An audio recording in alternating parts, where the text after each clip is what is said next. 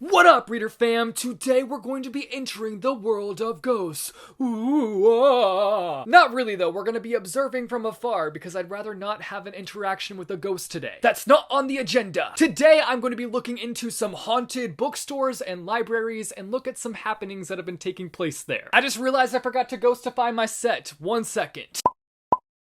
Ah, there we go. Can you tell that the budget is super low for this channel? I feel like I should have made more of a Shane Dawson entrance with this video. Hey, what's up you guys? Welcome back. That kind of hurts my throat. I think I'll just stick to my normal voice. Now, I'm a skeptic. I don't really believe in ghosts, but for some reason I'm still really fascinated with the idea of places being haunted. I know, I'm a party pooper over here, but since we're in the month of October and it's the month of spooks and scares, I thought that this might be a fun thing to do.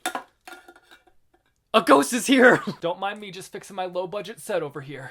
Okay, there we go. Anyway, I thought this might be a fun thing to do. I'm going to be referencing all the sources I used in this video down below in the description, so if you're curious as to where I got this information, look down there for the sources. So without further ado, let's do this. Let's get spooked. Let's get ghosted.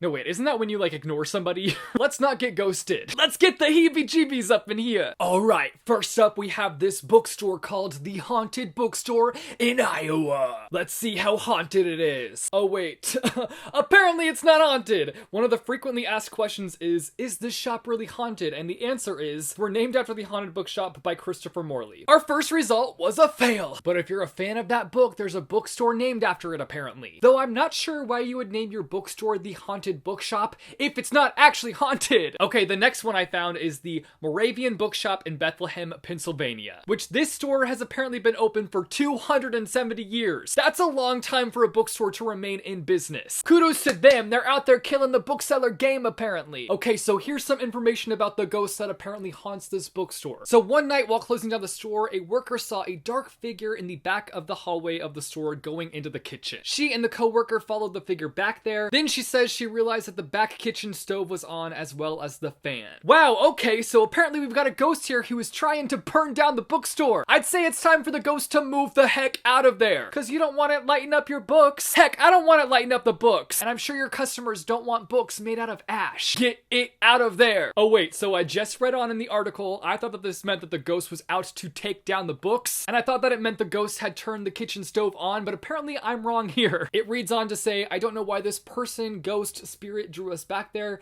but I guess to turn off those appliances. So it was protecting the books from getting lit up. Just kidding, ghost man. You can stay there and protect the books as long as you want. It doesn't really give a backstory as to where this ghost came from, whose ghost it might be, but I imagine they're a book-loving ghost. We stand a book-loving ghost up in this house. Next one here is the Book House, which is located in St. Louis, Missouri. I live in Missouri. Maybe I should make a visit to the Book House and do a little ghost hunting, even though I don't believe in ghosts. It's said that a ghost named Valerie lives in the bookshop. I'm kind of jealous of this ghost. I really want to live in a bookstore. Because the bookstore is an old Victorian farmhouse, it's said that Valerie must have lived there growing up. Wow, okay, this is really sad actually. It says in the 1880s, which is around when Valerie lived in the house, that she drowned in a well on the property. And it's not confirmed whether her death was a murder or an accident. Me oh my, we've got a cold case on our hands here. Even though I don't necessarily believe in ghosts, I really like the idea that the reason ghosts even exist is because they have like unfinished business in the world. So maybe because of the fact that her death remains unsolved, that's why she remains chilling in the bookstore. So the evidence of Valerie's ghost comes down to employees and customers. They can hear Valerie giggle throughout the bookstore.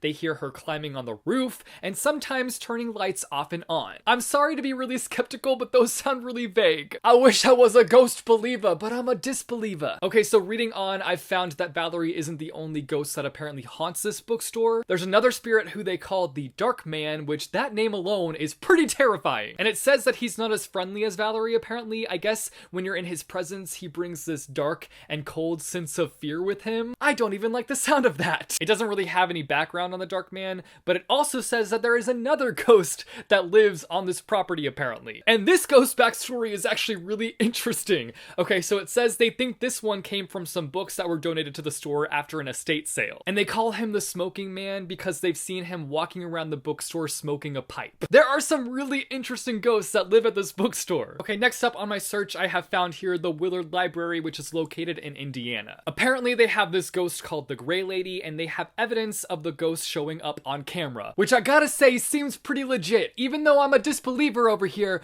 that's pretty legit. If you're gonna tell me there's a ghost, I'm gonna need evidence like this. Okay, so this is really interesting actually. The library literally has cameras all around, and it streams live online, so people can go online, watch the streams, and try to catch the ghost. So if you've got nothing else to do, you can go ghost hunting through their cameras. Which if you're watching this video, you should definitely have something to do, and that's reading. I'm not really finding a reason as to why she's called the Gray Lady. Maybe because she's just a gray ghost. I mean, that would make sense. But they have some unexplained occurrences here. Water has been found turned on and off. There is a smell of perfume around. People can often feel a cold feeling. There's noises, which I roll my eyes at. Books and furniture found moved around. Honestly, this whole list just makes me really skeptical though. Like, these are things that anybody could be doing. The smell of perfume could have come from somebody who's wearing perfume. What an idea! Noises could come from the building being old. Books and furniture can be moved around by people. Though there are feelings of touch on hair and earrings that have been reported. And lastly, odd items found in the library. Again, anyone could be leaving these odd items around the library. I will say though that it is hard to be doubtful when there is photo evidence. But also, is there proof that this isn't manipulated or edited? Because I need proof. I'm not gonna be fooled. The next one I found here is Browse a While Books, and it's located in Ohio. Apparently there are 13 and counting spirits living it up in this bookstore. That's a full house of ghosts. Maybe they're the spirit of dead fictional characters. That just made me think of a book idea. A book about an author who is haunted by his fictional characters that he's killed off. Now that's a book I want to read. They've got a list of evidence here. They say that books have been thrown off shelves. These ghosts are not happy about something, but why do you gotta take it out on the books? Be nice to the books. So apparitions and voices have been seen and heard,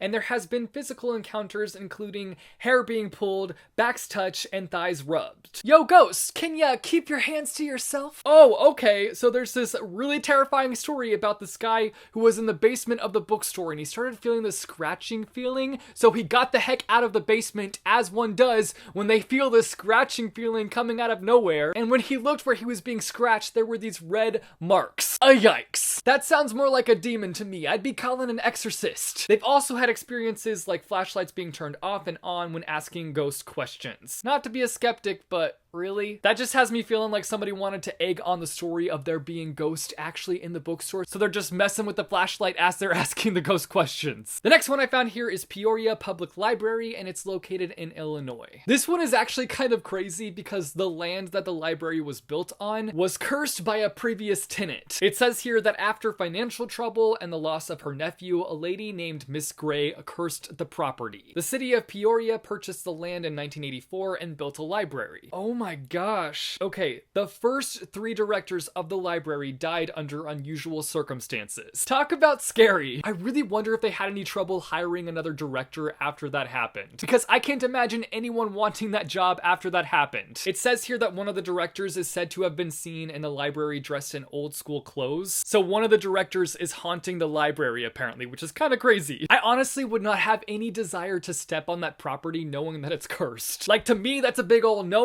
let's go. Okay, the last one that I'm going to be talking about today is Wicked Good Books in Salem, Massachusetts. Salem is known for obviously being a very haunted place, and with a name like that, your bookstore better be haunted. Okay, so reading on, this one kind of comes with hardly any hard evidence. It's mostly just that people have seen books flying off the shelves. Which, what do they mean when they say that they've seen books flying off the shelves? Like, did they just fall? Did they grow wings and flap and fly off the bookshelf? Literally fly off the bookshelf? Did the book pull itself forward and then fall? I need more detail when they say that the books flew off the bookshelves. Okay, it does say that the owner had investigators look into the shop, and apparently they found secret tunnels beneath the store, and they uncovered evidence of discreted human remains. Yikes. That's really creepy. But at the same time, there's really no hard evidence that this bookstore is haunted. It honestly feels like they're just like, oh, our bookstore is in Salem. Let's just say it's haunted. So those are all the haunted library and bookstores that I'm going to be talking about today. You guys should let me know down below in the comments what you thought about these libraries and bookstores. Do you think they're really haunted? Also, let me know down below in the comments if you do believe in ghosts or if you don't believe in ghosts. I'm just really curious. Also, I'm sorry that I'm such a skeptical person when it comes to ghosts. If you believe in them, that's totally cool. I just personally don't believe in them. If you like this video, be sure to give it a big thumbs up. I post videos frequently on this channel, so if you want to see more bookish content from me, be sure to go and hit subscribe, or go and click the little bell icon and you'll be notified every time I post new videos. As always, thanks for watching, guys, and I will see you soon with a new video. Bye, chew.